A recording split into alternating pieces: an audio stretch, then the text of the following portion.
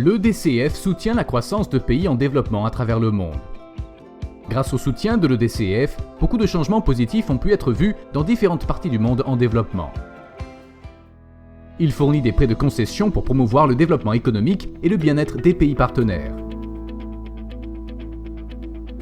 L'EDCF fournit des prêts aux pays sélectionnés par le Comité d'assistance au développement de l'OCDE.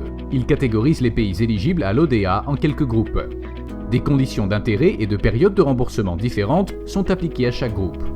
Grossièrement, les pays avec des revenus plus faibles se voient offrir des taux d'intérêt plus faibles et avec une plus longue période de remboursement. En recevant des prêts hautement concessionnels, ces pays peuvent alléger leurs charges de remboursement. Les taux annuels d'intérêt varient de 0,01% à 2,5%. Des taux préférentiels d'intérêt s'appliquent aux projets dans les énergies renouvelables, la réponse d'urgence et les projets où participent des consultants coréens ou PME. La période de remboursement de prêts de l'EDCF va jusqu'à 40 ans, période de grâce inférieure à 15 ans comprise. Les pays bénéficiaires effectuent des versements semi-annuels pour le remboursement du capital et des intérêts. Les prêts de l'EDCF peuvent être fournis sur une base liée. Les prêts liés requièrent que les biens et services soient approvisionnés par le pays donateur.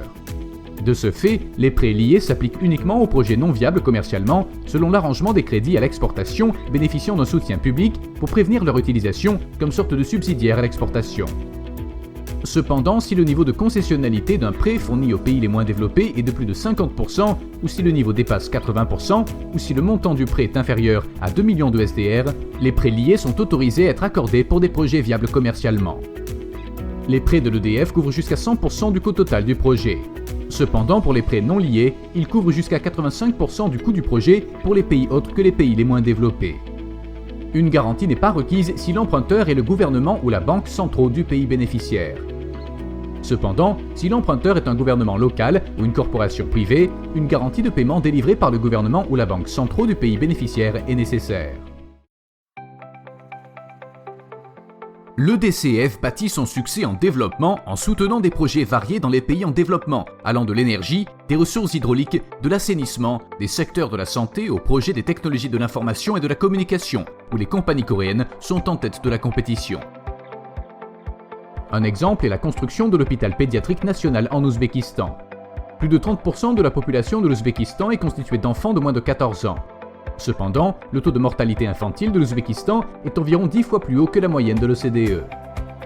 L'EDCF fournit des prêts pour améliorer la qualité des soins médicaux en Ouzbékistan, basés sur l'excellent équipement médical et technologies de la santé de la Corée. Les prêts ont été utilisés pour construire le nouveau centre médical, se procurer l'équipement médical et entraîner les professionnels de soins. L'EDCF a également soutenu le projet d'amélioration de l'environnement de circulation à Nairobi, au Kenya. Ce projet vise à établir des réseaux de circulation intelligents et améliorer les intersections à Nairobi en introduisant le système de signaux Cosmos de Corée. Cela a contribué à améliorer l'environnement de circulation et réduire les émissions de dioxyde de carbone dans la ville. La Covid-19 a profondément impacté l'économie mondiale, infligeant un coût spécialement sévère aux pays en développement dont une infrastructure de santé fait défaut, y compris au Cambodge.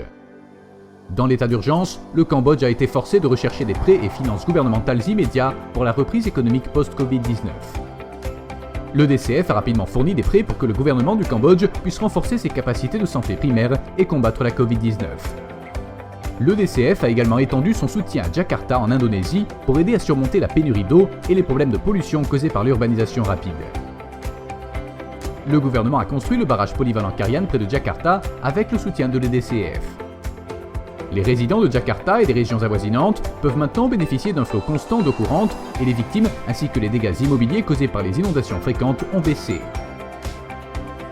En tant que membre responsable de la communauté internationale de l'ODA, l'EDCF a contribué à améliorer la productivité et la hausse de l'emploi, ainsi qu'à promouvoir le développement socio-économique et l'aide sociale des pays bénéficiaires grâce à son assistance dans beaucoup de projets d'infrastructures économiques et sociales.